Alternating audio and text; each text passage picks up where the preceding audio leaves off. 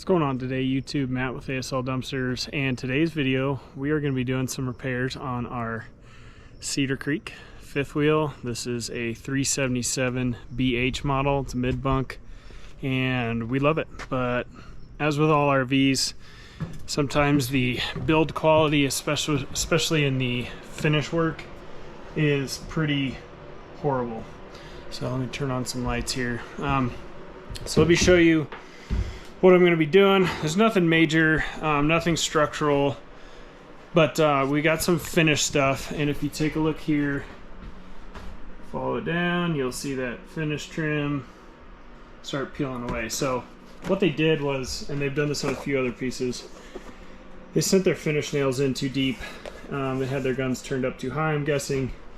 And yeah, so that piece needs to get, I'm going to use wood glue and I'm going to tape it and secure it while I put it back in storage. This couch also probably caused part of the problem, as these fold in and out. This caught on this finish, on this trim piece, and pulled it away. So that's one piece. This is another. The screws that they have, I may end up having to drill all the way through and use a nut and bolt setup, because I feel like this thing is just going to keep doing this. I put this screw in while we were camping and it held for the trip, but now that we're home, it is not holding. And this trim piece here, same thing. You know, they've got their finish nails here. They sent them all the way through. I'm gonna wood glue it, secure it with tape, and let it cure. And then the big item, well, the other big item is our bathroom door. So this is a barn door style as well, and it has 3 sliders on this track. And you can see, let me unhook this and show you. So this one obviously has pulled out. You know, nothing is real wood, so this particle board stuff that they make these doors out of, pretty weak. And also another problem, I don't know if you guys can see, but up in here where this track is screwed in, they leave the screws, I don't know if you can see that, they keep the screws kind of, yeah, that one right there, kind of hanging down a little bit. They don't secure them all the way, so I may suck that up and tighten that up a little bit, because what's happening is it's hitting this bracket and pulling up on that side and causing that screw to come out of place. So I'm going to pull this door off.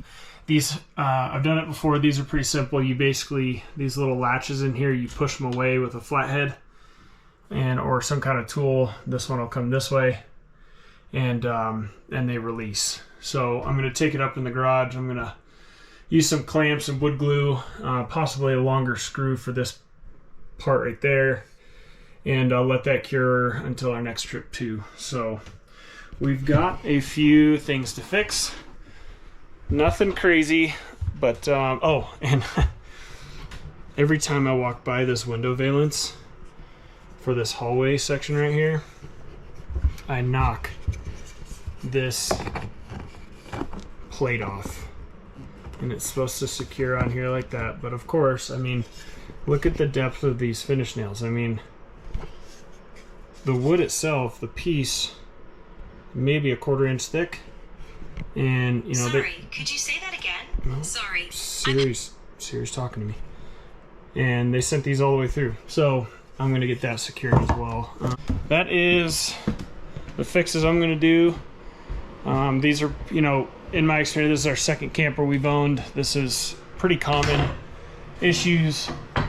Just again, mostly finish work problems. The barn style doors look cool. It gets moms, stuff like that, they love this look in here, but functionality wise, because the bracketry and stuff is so heavy, and you know, driving down the road, these things are shaking back and forth. I just don't think RV have this style. And if they do, like I said, you should probably secure these with a, you know, a nut and bolt all the way through, and then I'm definitely gonna have to get some hardware if I'm gonna do that though.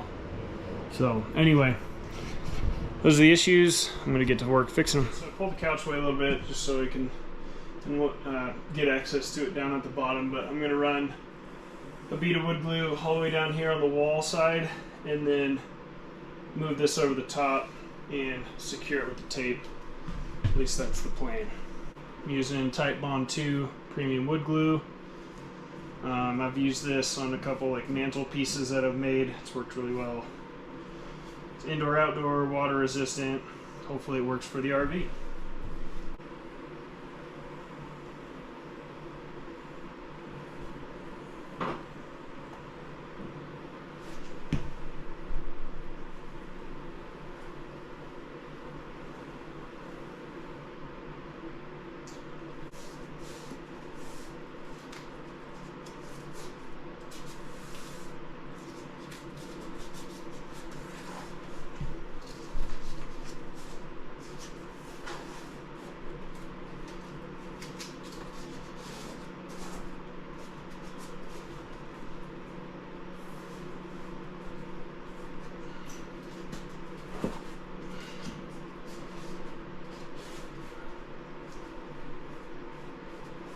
Okay, that is, I don't have any wood, I don't have any glue seeping out, so that's good. So I'm going to leave that as is until I pull it out of storage in a couple weeks. And we're going to go do the next one.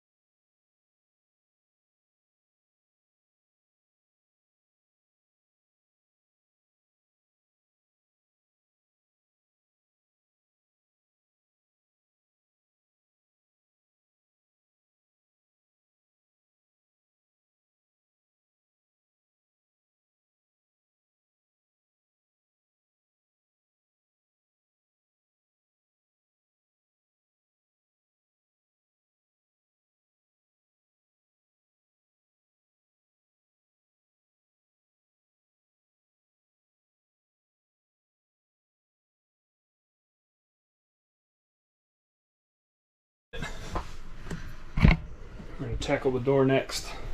Guest room barn door next. This one, and the size of the screws that they use, like little 1 inch, maybe 1.25 inches, and the heads on them are super small. And you know, they've got a, this one I just tightened up, is completely stripped out. I'm going to leave it in for now just to hold it in place, but I'm going to see if I've got any hardware. So look at the difference between these two. There's the one that came from the factory side by side. This one is way thicker.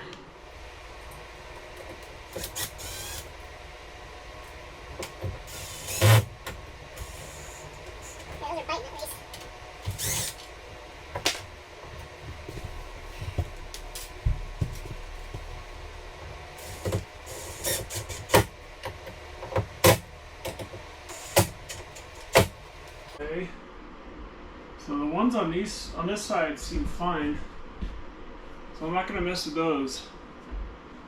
Those are secure. Take the lock out. Okay, everything still looks level. I'm gonna call that good. You know, the other problem with this door too, again, just another cheap feature on RVs that just sucks, but this bracket down here, you know, is supposed to be a horseshoe under here to hold it in place when it slides back and forth. That broke off on like our second trip this year, so awesome. So I'm gonna call that door fixed. We're gonna move on to the next one. Okay, so we're in the bathroom. I've got my flathead. And again, these brackets on top of this sliding door. So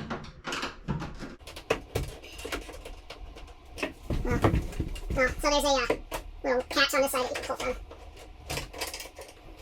And they just spin off. So let me show you. So this just peels back, and when it's locked, it goes up, you know, it wraps around it. This last one's tricky because it's dismounted.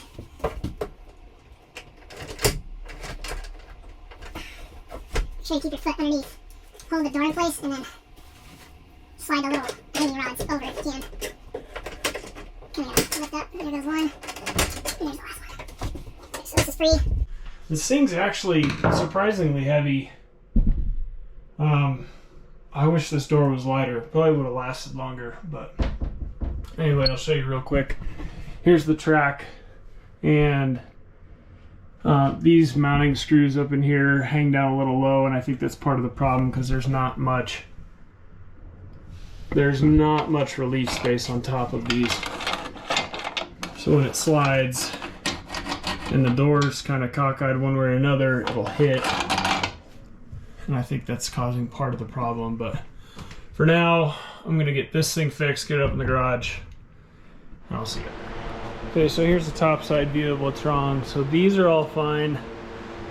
So this one, you can see the door material cracked along here. This screw is what I put in last time. It's a little longer than the standard one from the factory. Obviously it's not enough to hold, so I'm going to send some wood glue down in here as much as I can and reinsert the screw, and then use some clamps and clamp it down and let it cure here in the garage until we can go on our next trip. So hopefully this one holds this time. Okay, so actually what I'm going to do is have this set up against the ladder here so I can get up above it and have gravity pull some of that wood glue down in there. And I pulled that screw out so that crack goes all the way across. So I'm just gonna lightly put some here, dump it down in here, maybe a little bit over here, but and then clamp it and let it sit.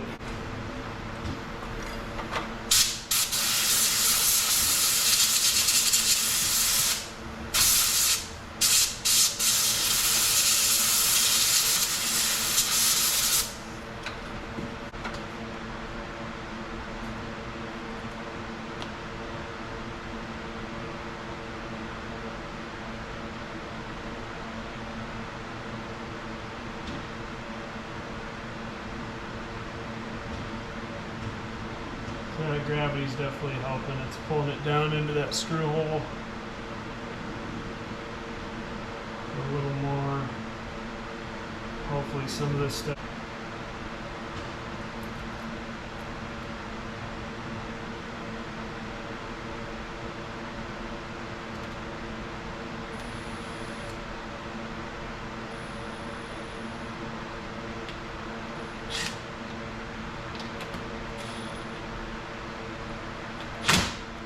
Okay, so this isn't gonna work because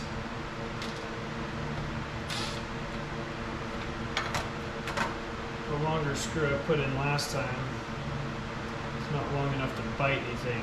So I'm gonna have to. All right, I've got the longer screw in here. We're gonna get them set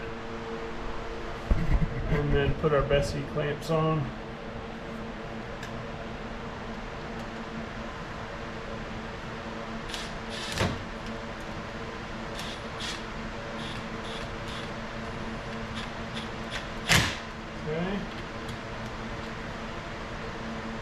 definitely grabbing more material.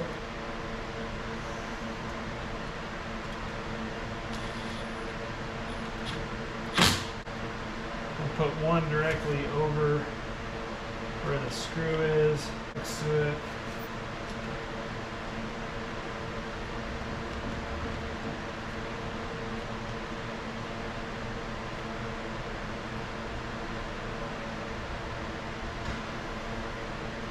Okay, that's our final product here. Hopefully we will have some good results with it. That's it right now. The last thing I really need to fix or look into on our camper is that way up there, our living room AC is not blowing very cold or very hard. They're the Whisper Quiet, Dometic Whisper Quiet units. The one in the master room, because it's got a smaller area to cool, obviously works way better, but the one in the living room just does not do much. So I'm going to look into that next, hopefully find some videos right here on YouTube, and we'll go from there. But until next time, guys, like, subscribe, comment down below if you guys have had some similar issues, what you did to fix them. Appreciate it. We'll see you next time.